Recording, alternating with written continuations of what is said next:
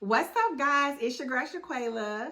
Now, y'all know Shaquela do not gossip. That's one thing we do not do over here. It's gossip. But baby, when I tell you, I hope y'all got y'all liquor, y'all hot tea, your coffee, iced coffee, or hot whatever y'all got, baby, water.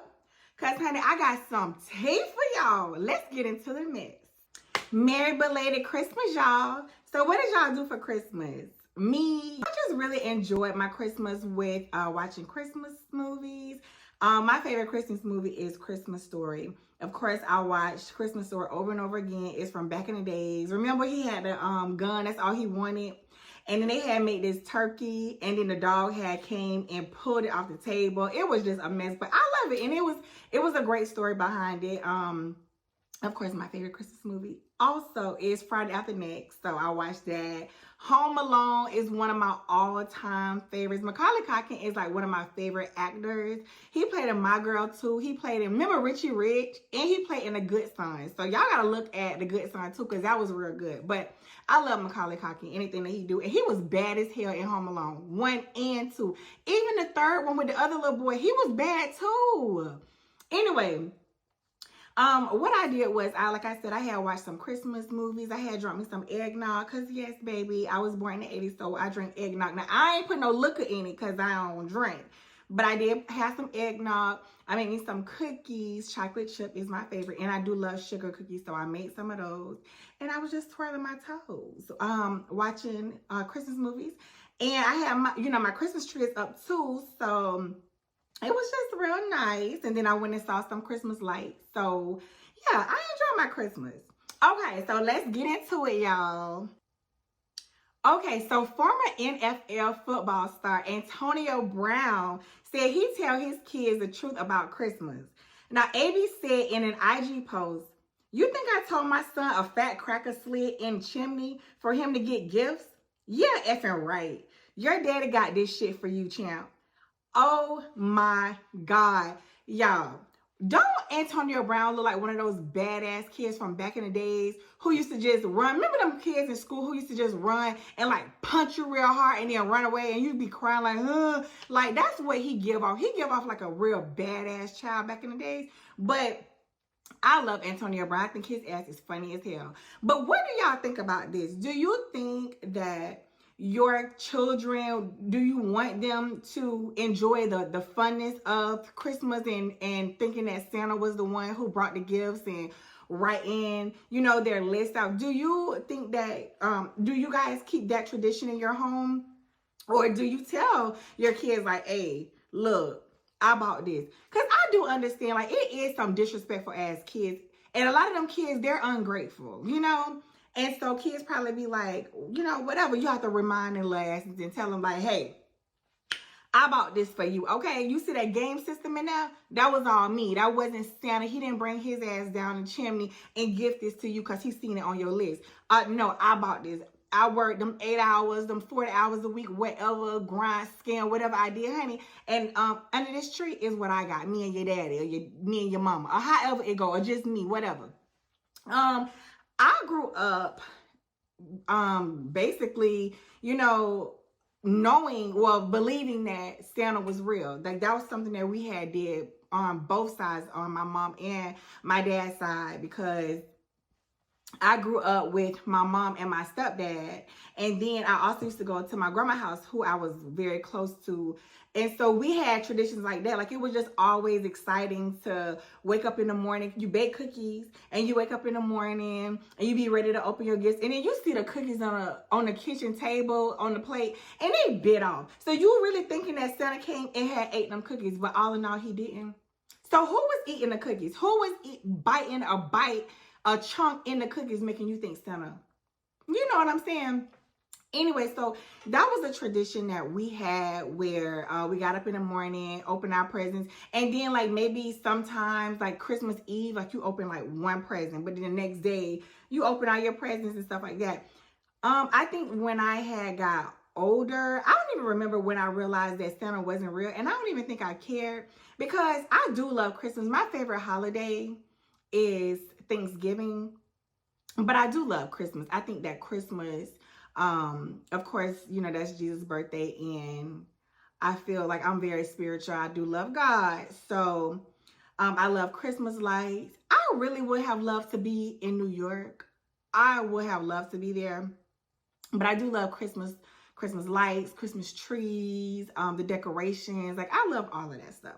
Okay, y'all, enough of me talking. I just wanted y'all to get to know a little bit about me because I think that, you know, maybe I should share a little bit more about Shaquilla.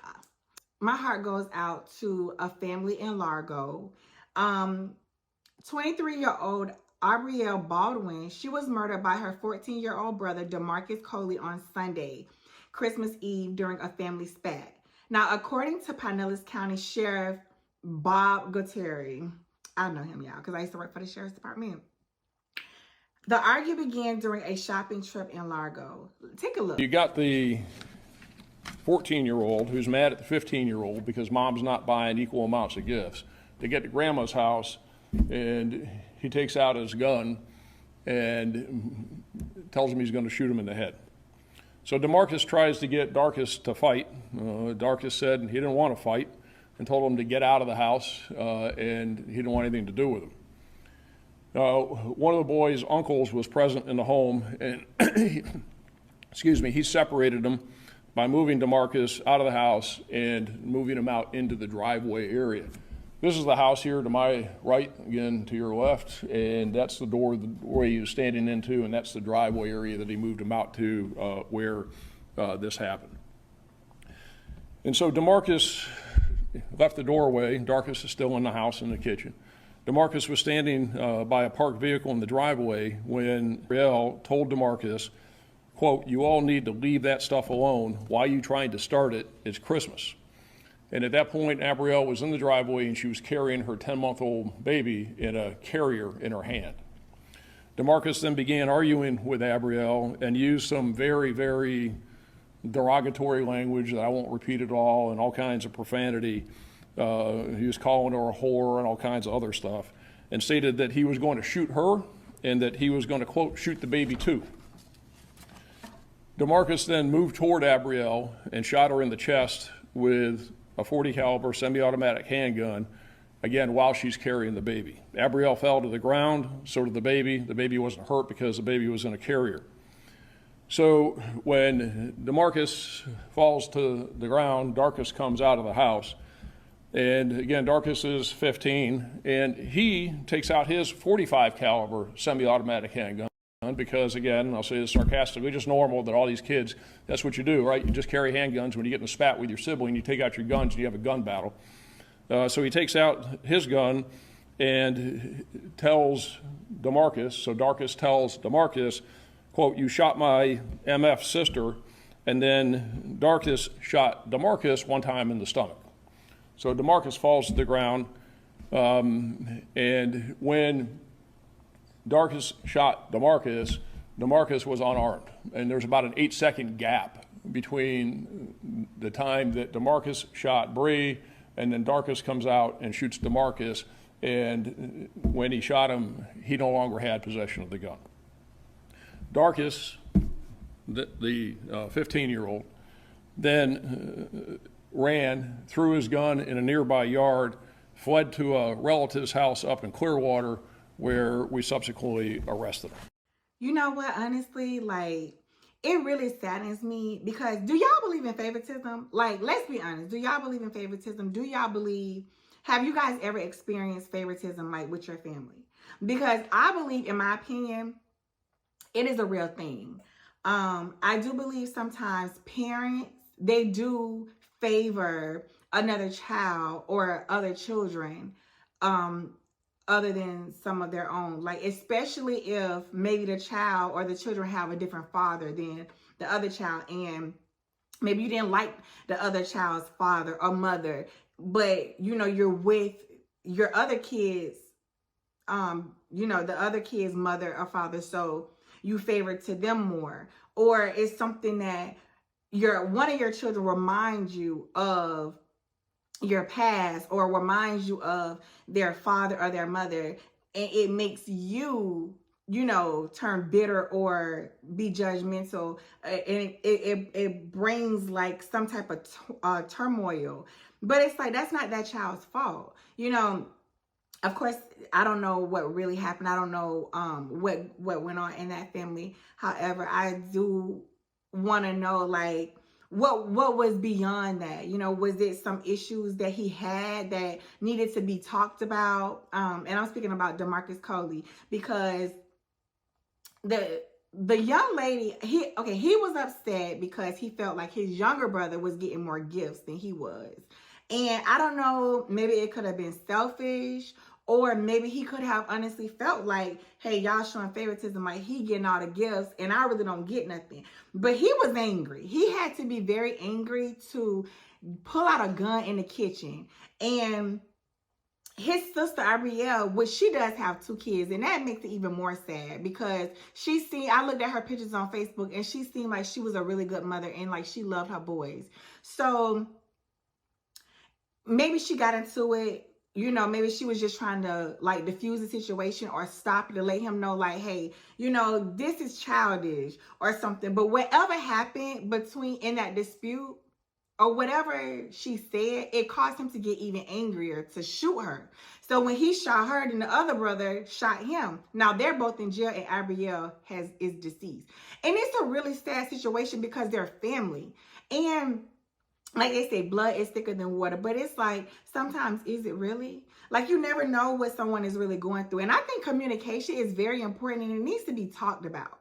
Because some of these kids grow up with certain traumas that are not talked about in childhood. Maybe it could have been something as easily as them listening to him and understanding where he was coming from. And then maybe the outcome would have been different. But I don't know, you know, I don't know the real story. I'm only knowing about what I'm going by listening to the sheriff in the story.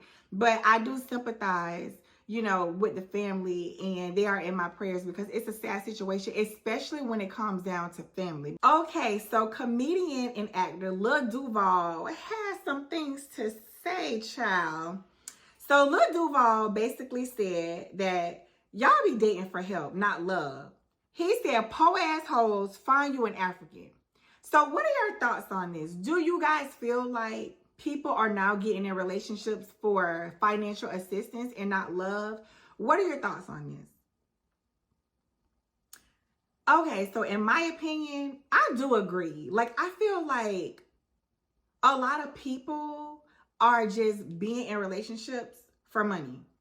Like, I feel like some people are in relationships because of what somebody else could do for them, which is really sad, because imagine if one of the people in a relationship is really looking for love, or is really looking for that other partner, you know, the other piece of their puzzle, and they can enjoy life and be happy.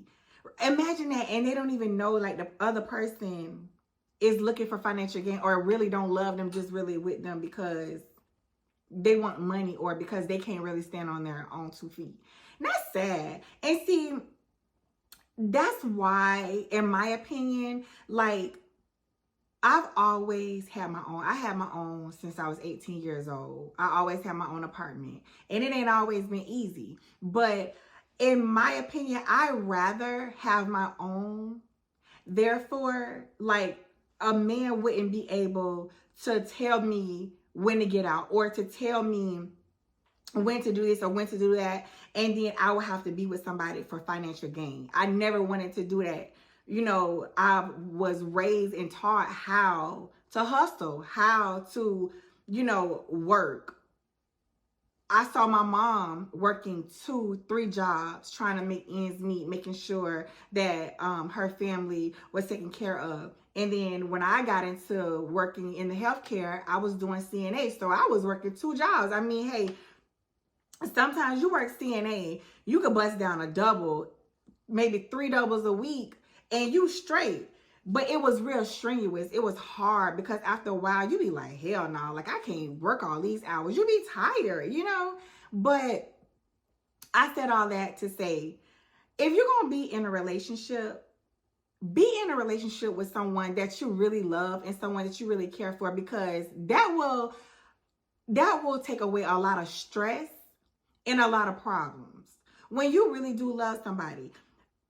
Me, I'm the type of person, I cannot stay with I love my alone time. I love my long time. Now, if I got my stuff going on and you got your stuff going on and we're happy and we can be team players and we both can contribute to this relationship the correct way, then I'm all for it. But I do not want to be with somebody just because they have money and now I got to just sit there and deal with them. You know, what if you live with someone, and this goes for men and women.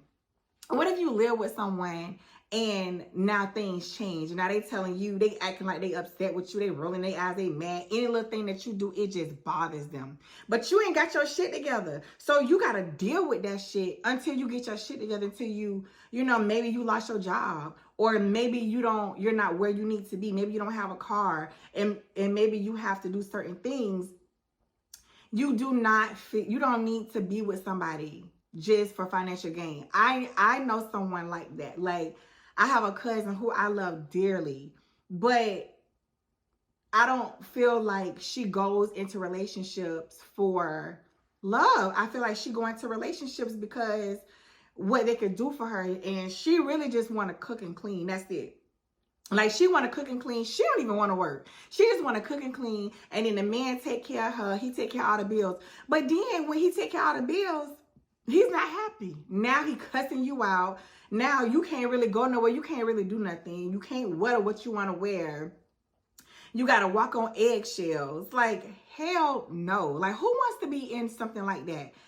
All I'm saying is that if you want to be in a relationship, be in a relationship with somebody, a relationship with someone that you love, someone that you want to be with, your best friend, someone that you guys could be like, this is my dog. Like, I know if he ain't got it, I got it. And I know if I ain't got it, he got it. And we can make this shit work. You know what I'm saying? We can go places, we can do things, we could travel, and we partners, like, we tight. That's what I always envisioned, because my mom and my stepdad has been together for years, and my biological real dad and his wife have been together for years. And it wasn't for financial gain. It was because they really loved each other. So that's what I had grew up off of, was families loving each other, right? But then once you get older and you start to observe, you start realizing, like, they are not happy.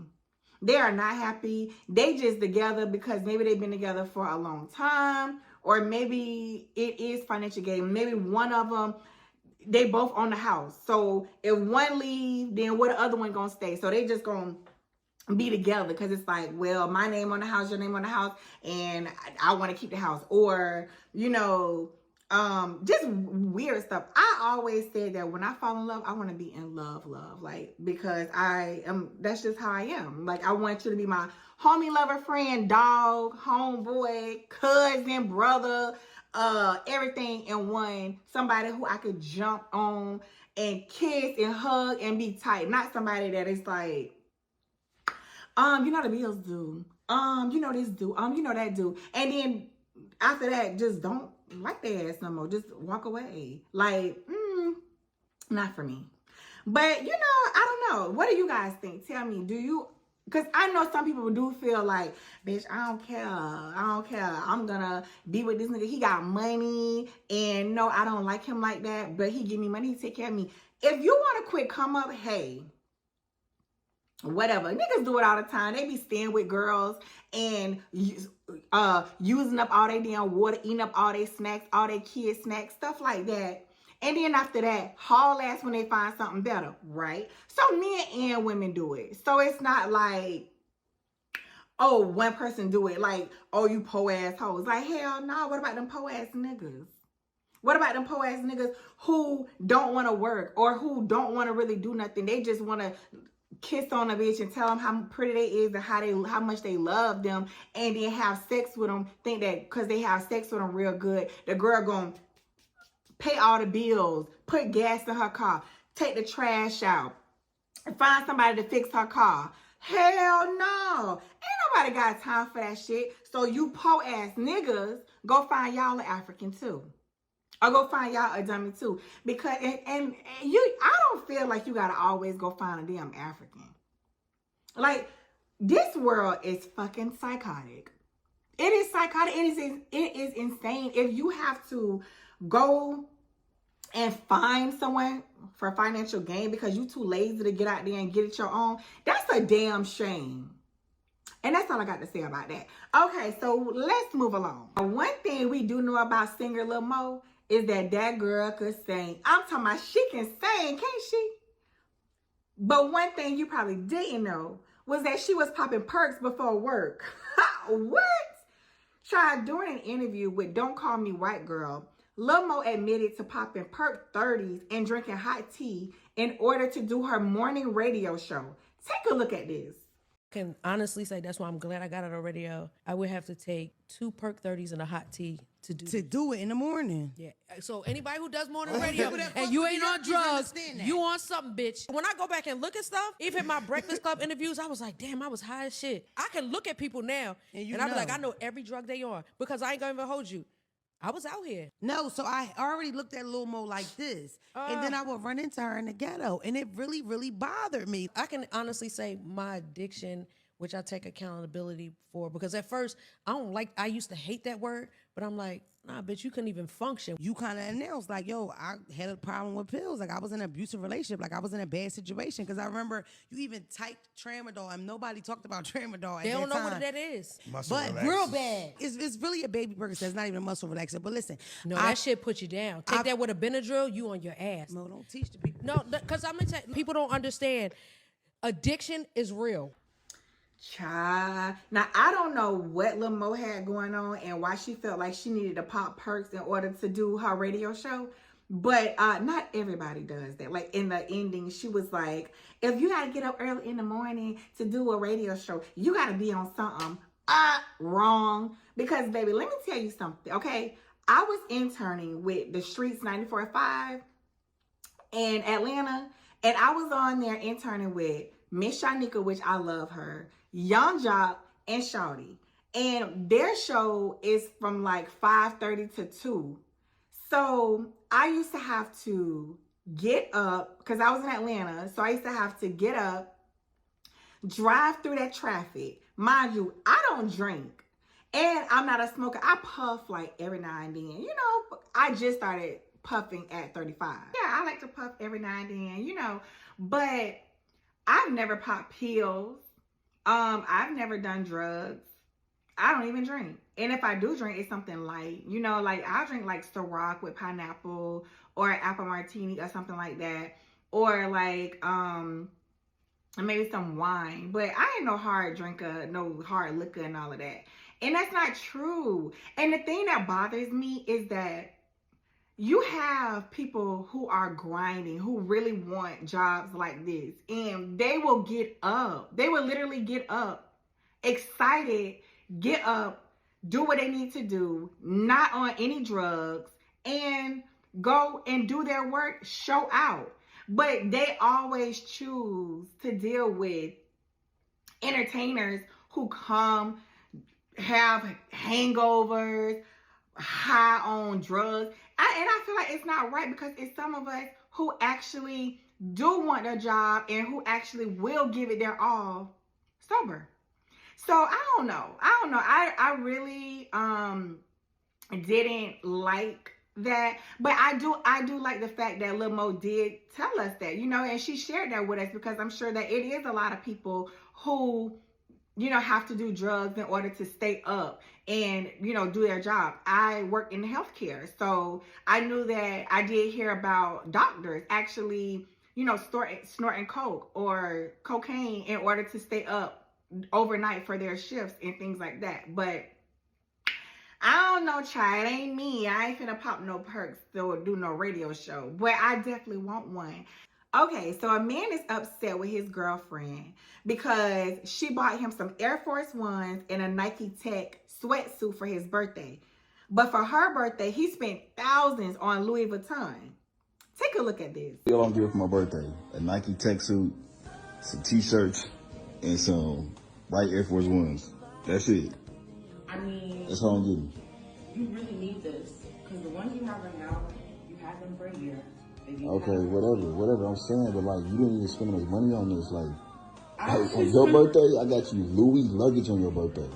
Okay. Louis luggage. Know how much money that cost me? I did spend a good amount, and I feel like it's the thought That cost some Vans. You didn't spend no good amount. You spent about, look, that's 220, 90, 100 for those. You spent about 350 on this. So you're being ungrateful? I'm not being ungrateful. Because I do have what a I'm really saying good is, gift for you okay, for Christmas, and you're not look at that Christmas card. No, I'm saying my birthday and Christmas are two different things. They not the same thing. On your birthday, you got Louis luggage. So this is. Now, how I feel about it is, see, this is why, like, I don't date outside my wage. And what I mean by that is, like, I just graduated from fam. Hey, boop, boop, one time for the rattlers. I just graduated from college in May. So I'm trying to get myself together. That's what I'm focused on. I'm focusing on my brand. I'm focusing on finding me a good job and things like that. And financially right now, I can't afford to get a man like no Maserati, or I can't afford to get him like all these big extravagant things. So I wouldn't expect for someone to do that with me. I mean, I feel like if you're in a relationship, you should know your partner and you should know what your partner likes. And how much your partner, not how much they make, but basically like what they can afford. I don't feel like it's fair for my boyfriend to feel like he got to go all out for me. That if he choose to, then that's okay. Like if he choose to be like, baby, I love you, and you work so hard, I'm gonna buy you these Louis Vuitton shoes. But me, I'm gonna be like, if you gonna buy me something, honey, help me with my brand. Help me, get me a camera. Give me another ring light. Give me something that I can, that I can use every day to help me. All that materialistic stuff, that's just something that I've never really like cared about. But some people, men or women, are givers and they want to make you happy. Some people just like to stunt, to be like, haha, I can get you this. Now me, my range right now is a construction worker, maybe a police officer, somebody who works for the city, got their own business, something like that. Something look cute like that. NBA players, NFL players, rapper, all that. Oh, nope, that's that. Not right now. Not right now. And I don't go for that. Like I don't be out like, hey, what's up, y'all? Because I can't afford y'all. And I'm not looking for that either. So, I mean, yeah, I would like for you to do something nice, but it's the small things for me. Like you can literally buy me a pickle sausage and some sunflower seeds and I'm good with that. I'll be like, oh, baby, look at what you got me. Because it's the simple things, and then I've had all of that stuff. I've had all that and I can buy it myself. But I feel like when you're in a relationship, if you can't buy your significant other what they,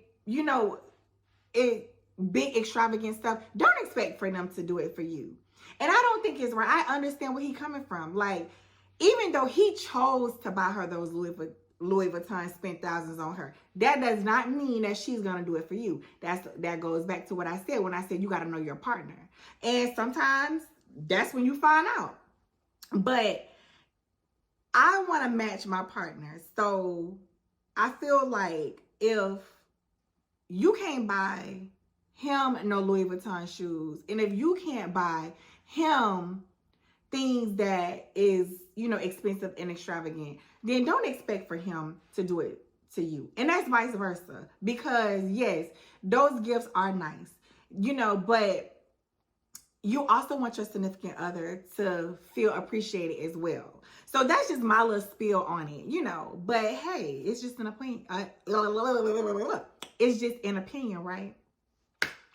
So y'all put in the comments what y'all think about it, because we got to communicate. We got to get to know each other and stuff. We got to talk and then help me find more ideas and things to talk about too, because I'm starting to get back into it and everything. So I hope you guys enjoyed the show, and thanks for stopping by. Like I said, if you like my channel, go ahead and subscribe and donate to your girl so I can bring better content. But remember, Shaquella do not gossip around here, okay?